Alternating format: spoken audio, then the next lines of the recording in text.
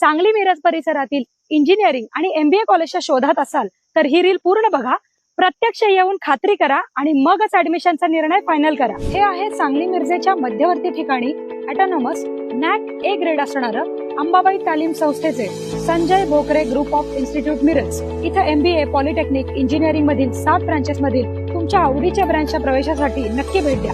या इन्स्टिट्यूटचं खास वैशिष्ट्य, इथे तुम्हाला उत्कृष्ट शैक्षणिक सुविधा देऊन गव्हर्नमेंटच्या सर्व स्कॉलरशिप तसंच चांगल्या कंपनीत चांगल्या पॅकेजच्या उत्तम प्लेसमेंटची हमी दिली जाते आणि यासाठी लागणारं हँड्स ऑन ट्रेनिंग सुद्धा विद्यार्थ्यांना इथे दिलं जातं। Sports event, cultural event, seminars यामधून विद्यार्थ्यांच्या कलागुणांना पण संधी मिळते। विद्यार्थ्यांसाठी हॉस्टेल, कॉलेज बस या सुविधा आहेत। सुंदर कॅम्पस तसेच अतिशय मानाचा असा radio city business Titans excellence in education award या संस्थेला मिळालाय। अधिक माहितीसाठी डिस्प्लेवर दिलेल्या नंबरला लगेच फोन करा आणि ऍडमिशन घेऊ इच्छिणाऱ्या तुमच्या मित्रमैत्रिणींना आणि त्यांच्या पालकांना हे रील नक्की शेअर करा।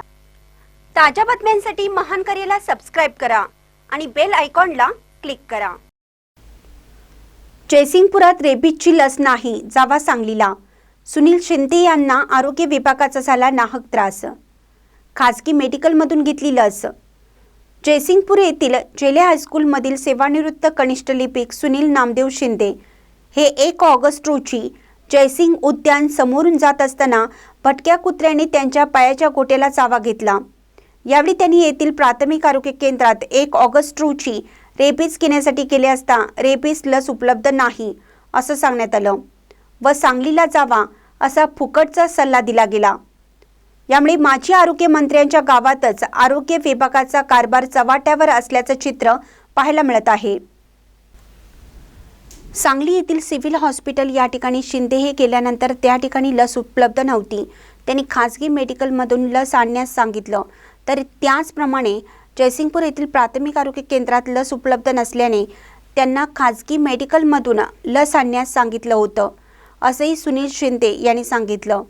जयसिंगपूर शहरातील मरगुबाई मंदिर, जयसिंगपूर कॉलेज, MSAP कॉलनी त्याचबरोबर शहरातील अनेक भागामध्ये कुत्र्याच्या झुंडी मोकाट फिरत आहेत।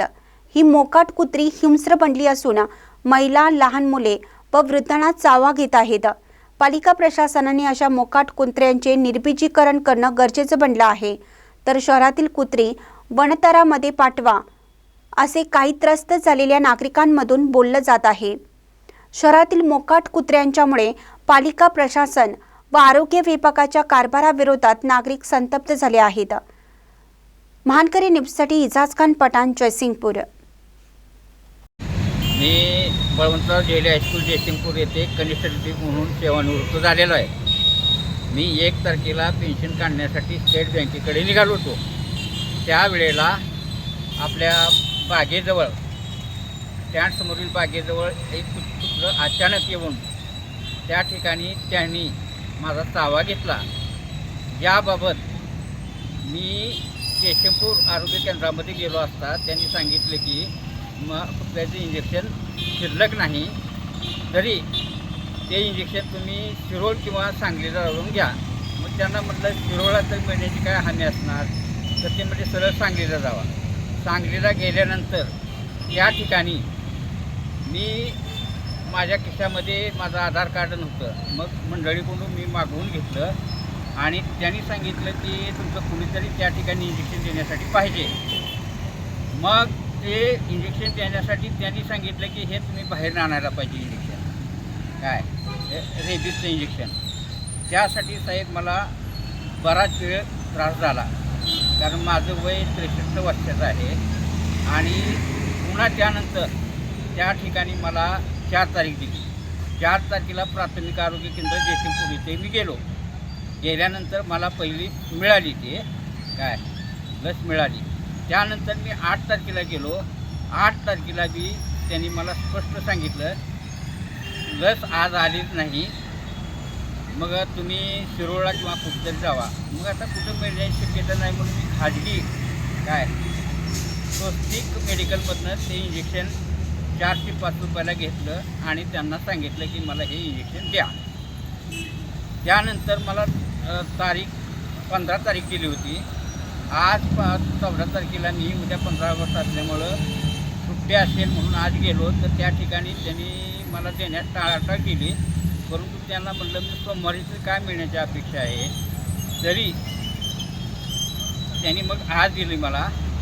आणि याबाबत मी माझा खुलासा त्या स्थानिक पत्रक लोकनेता